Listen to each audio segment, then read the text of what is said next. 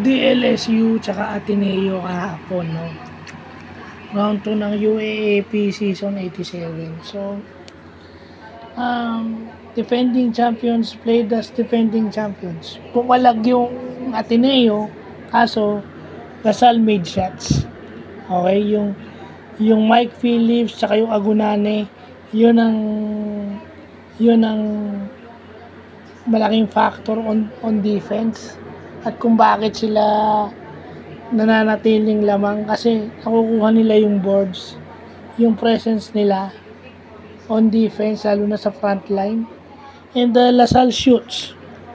Itong KQ, hindi mo alam paano dedepensahan itong reigning MVP na si Kevin Giambao, kasi kahit saan sa court tumitira to. Active pa tong, alam nyo kung may describe natin si KQ, siya yung bigger version ni Scottie Thompson. No, mayroon pa siyang malinis na 3-point shot at yung shooting niya sa perimeter medyo talagang maaasahan mo na. So yun, paano mo tatalunin yung team na may ganong player? No? I mean, hindi problema ng Ateneo yung offense. Ang problema ng Ateneo is defense. When you go up against a team against Lasal. Kasi pag nag-zone ka, titirahan ka sa labas.